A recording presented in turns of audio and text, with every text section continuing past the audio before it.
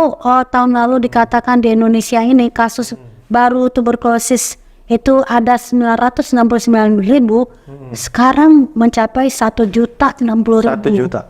Redesign membuat suatu strategi pengobatan paduan obat TB yang mengkombinasikan beberapa obat sehingga 2 bulan cukup membuat pasien-pasien menjadi sembuh ya. Kalau pengobatan TB resisten obat bisa 6 bulan, harusnya pengobatan TB sensitif juga lebih pendek lagi. Masyarakat juga perlu tahu bahwa pengobatan yang ada yang memakai obat-obat program ini disediakan gratis.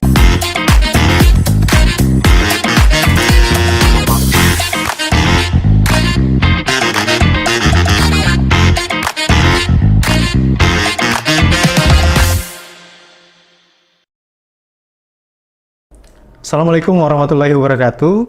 Salam sejahtera, salam sehat selalu rekan-rekan sekalian. Bertemu lagi di podcast Diagnosa, Dialog Inovasi Kesehatan bersama saya Dr. Mahesa yang Anda bisa akses melalui channel trendsehat.id. Jangan lupa untuk subscribe dan like. Rekan-rekan sekalian, pada kesempatan ini saya beruntung sekali bisa bertemu dengan guru saya, senior saya, Profesor Dr. Erlina Burhan, MSc, spesialis paru konsultan. Waduh, lengkap sekali. Gimana Prof? Sehat Prof? Alhamdulillah sehat. Senang nih ketemu sama Dr. Esha ya. Ini keren banget loh dokternya ya. Aktivis, juga sangat-sangat update ilmunya. Jadi saya senang diminta ke acara ini. Kita terima kasih banyak Prof atas kesediaan Prof di tengah kesibukan. Nah, pada kesempatan kali ini Prof, susah mendatangkan Prof untuk wawancara, tapi saat ini banyak pihak-pihak yang ingin mendengarkan penjelasan terkait dengan sekarang terkait dengan kasus TB di Indonesia ini kan informasinya jumlah penderita terbesar kedua di dunia ya Prof. Betul. Jumlah penderita TB di Indonesia. Nah, saya ingin menyampaikan juga kalau itu kan Dr. Mahesa bicara tentang jumlah kedua, tapi tepatnya berapa? Kalau tahun lalu dikatakan di Indonesia ini kasus baru tuberkulosis itu ada 969.000, sekarang mencapai 1.060.000. 1 juta. Nah, 1.060.000. Ya, ini cukup banyak ya kasus penyakit menular. Kenapa? Karena kan dia menular, jadi sepanjang tahun akan bisa menularkan pada orang lain. Jadi sangat berkepentingan kita menemukan kasus ini, mengobati sampai sembuh. Bahkan informasinya jumlah kematian TB pun cukup tinggi ya Prof, per tahunnya. Betul, jadi kalau data sebelumnya menyebutkan sekitar 144.000 per tahun. Kalau kita nilai, kita hitung-hitung itu bisa 11 orang per jam. 11 orang per jam? Iya. Bahkan lebih besar dari kematian COVID malah. Betul. Kalau kita bandingkan dengan kasus puncak-puncak COVID di tahun 2022 ya Pak. Nanti kita coba hitung lagi ya, 140.000 itu per tahun bagi 12, bagi 30, atau bagi 24. Ya, saya kira sih kira-kira itu 11 per jam. Apalagi sekarang katanya sudah meningkat juga sekitar 150.000. Jadi mungkin lebih banyak lagi. Jadi artinya kita bangsa Indonesia harus bersama-sama berusaha untuk menurunkan angka tuberkulosis, apalagi kita ini kan warga dunia. Indonesia ini adalah salah satu negara yang ikut dengan dunia punya berkontribusi, dan juga dunia sekarang menuju era eliminasi TB di tahun 2030. Nah, jadi 7 tahun lagi, jadi kita harus berbenah lah gitu ya. 7 tahun lagi, sedangkan kita penderita kedua terbanyak di dunia. Betul, jadi PR kita banyak banget ini ya. Jadi saya sampaikan kita berbenah, apa saja komponen-komponennya. Pertama, kolaborasi. Kedua, inovasi. Ketiga, intervensi. Keempat, implementasi. Karena ada inovasi, cocok nih dengan podcast kita kali ini. Kami mendengar kabar baik sekali bahwa Prof masuk dalam meneliti obat atau regimen baru pengobatan TB. Nah, Prof mungkin bisa kasih informasi ke kita nih penelitian terbaru ini. Baik, jadi sebelum bicara tentang riset tersebut, saya bicara dulu secara umum nih. Oke. Bahwa pengobatan tuberkulosis itu sejak tahun 1960-an itu udah 6 bulan. Dari tahun Sampai 60-an, jangka waktu pengobatan 6 bulan. Iya, jadi udah 60 tahun masih 6 bulan juga ya. Padahal kan dunia kedokteran, dunia kesehatan terus berkembang, ilmu pengetahuan juga berkembang, banyak inovasi. Seharusnya sih harus ada upaya-upaya membuat paduan pengobatan tuberkulosis ini jangan 6 bulan lagi, harus lebih pendek. Kenapa demikian? 6 bulan itu dari pengalaman saya, pasien-pasiennya bosen. Iya. Ya, selain bosen juga biasanya setelah diobati 2 bulan merasa enak, berhenti deh tuh. Padahal masih ada sisa kuman yang kemungkinan suatu ketika kalau sistem imun yang nggak diperbaiki akan berkembang biak lagi, jadi kambuh. Nah, jadi jangan sampai pasien-pasien ini nggak sembuh, dan kita berusaha agar pasien selesai pengobatan. Tapi memang kita mengerti ya kenapa pasien bosan, karena lama banget. Itulah sebabnya kenapa para saintis, akademisi, kemudian juga stakeholder lainnya melakukan berbagai macam penelitian untuk menurunkan durasi pengobatan TB. Salah satunya yang kita teliti pada mulai tahun 2018 diteliti, baru selesai akhir tahun 2022. Cukup lama penelitiannya. 4 tahun lebih nih, Prof, penelitiannya. Ya, jadi penelitiannya adalah redesign, membuat suatu strategi pengobatan paduan obat TB yang mengkombinasikan beberapa obat sehingga 2 bulan cukup membuat pasien-pasien menjadi sembuh ya. Jadi penelitian ini melibatkan 5 negara, Indonesia salah satunya, ada India, ada Uganda, ada Thailand, ada Filipina. Dan Indonesia kebetulan untuk PI-nya atau investigator, principal investigator, jadi peneliti utamanya atau peneliti nasionalnya adalah saya, dan kita juga melibatkan beberapa rumah sakit. Ada rumah sakit Hasan Sadikin, Persahabatan tempat saya bekerja, kemudian ada rumah sakit Wahidin di Sulawesi, kemudian juga ada rumah sakit di Saiful Anwar di Malang ya. Jadi ada rumah sakit Muar di Solo juga ya. Jadi rumah sakit ini kemudian berkontribusi, dan kita memberi termasuk negara yang memberikan kontribusi cukup banyak untuk subjek penelitian, partisipannya lumayan banyak, dan saya kira pantas-pantas saja karena memang kita banyak pasien TB-nya. Dan hasil dari penelitian ini cukup baik, ternyata tingkat kesembuhannya sama dengan paduan obat yang 6 bulan yang selama ini diberikan. Jadi dengan demikian saya kira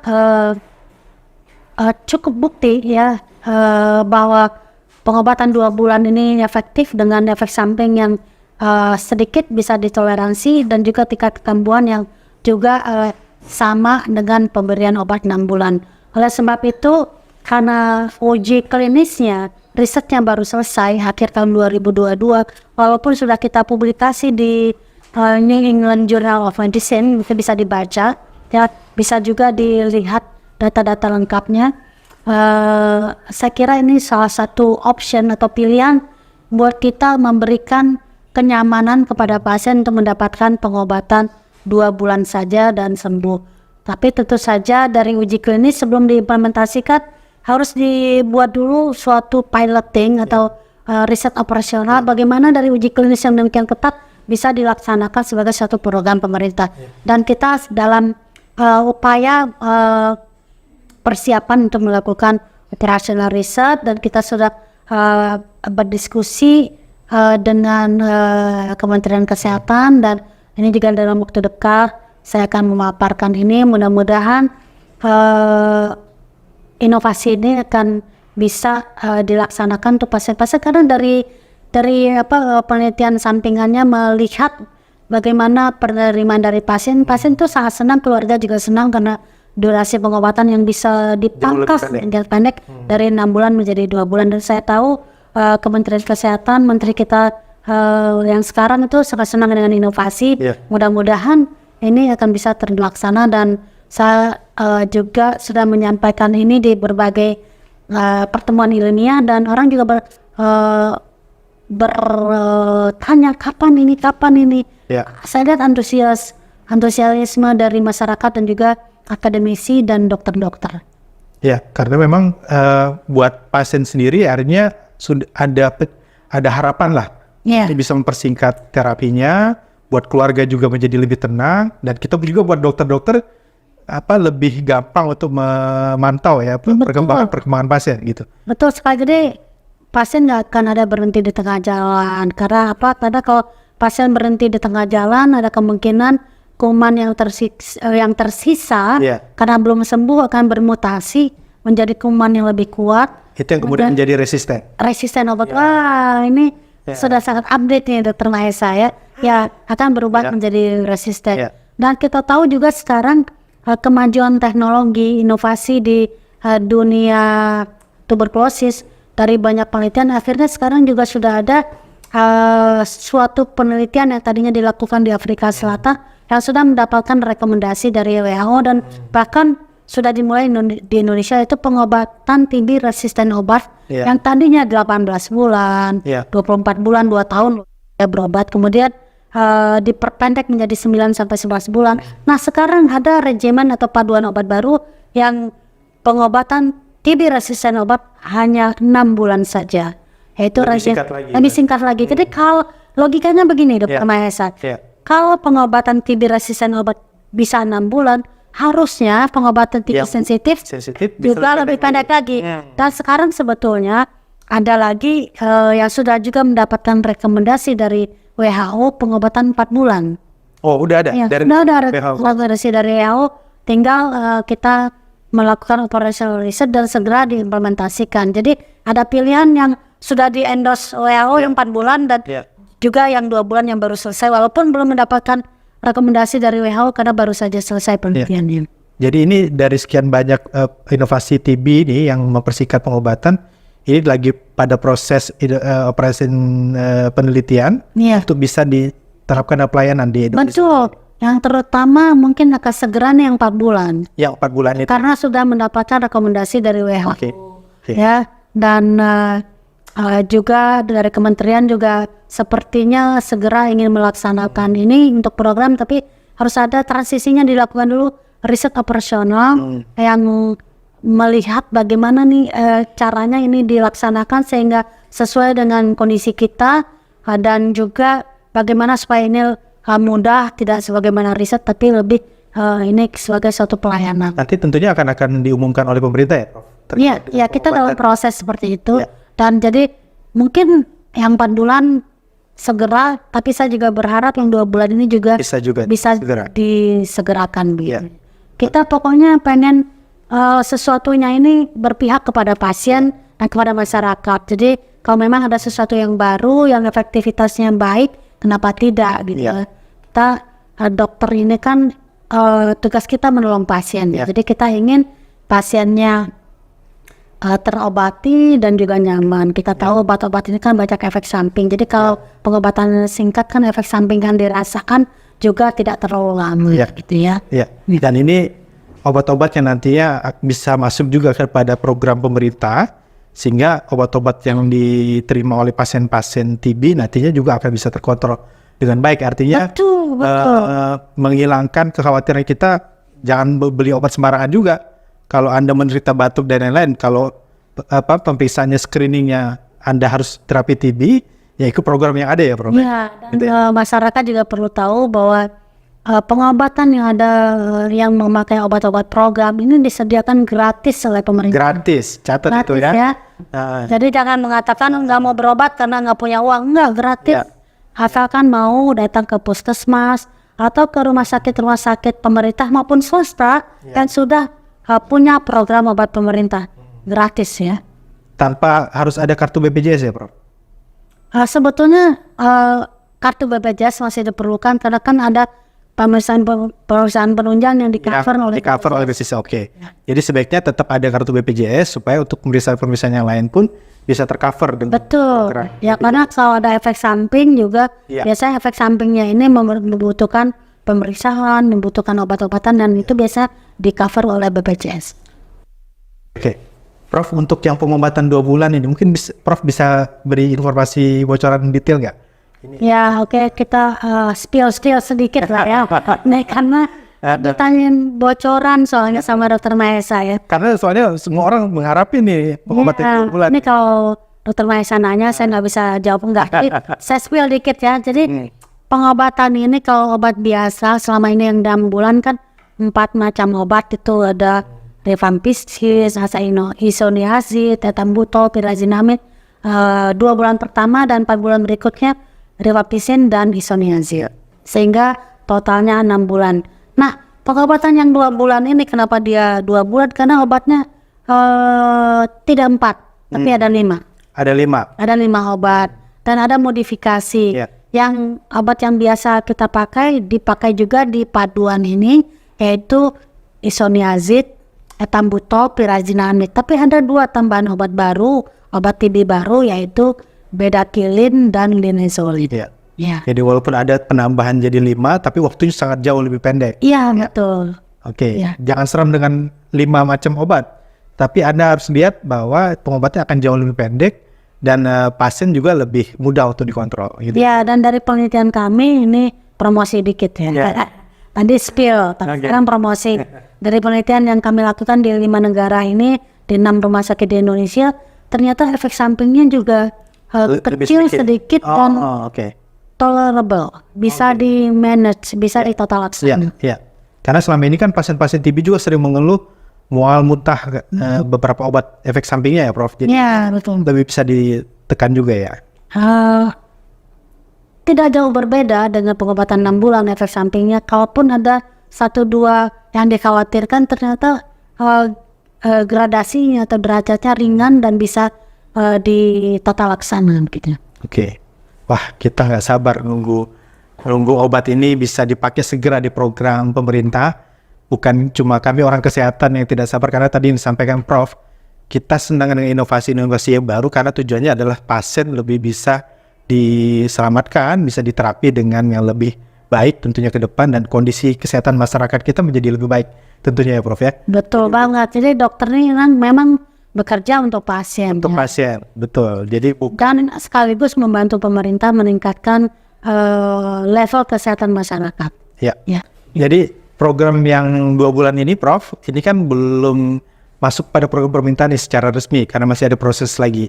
Kira-kira kapan dan bagaimana mekanismenya supaya obat ini bisa masuk dalam program pemerintah dan langsung bisa diterima oleh masyarakat? Ini Dokter Mahesa ini nggak sabaran ya. Ini nggak apa-apa, ini demi informasi saya sampaikan. Jadi uji klinis sudah selesai, kita sudah paparkan di acara-acara ilmiah, masyarakat ilmiah sangat antusias dan ternyata juga komunitas pasien-pasien juga bertanya-tanya.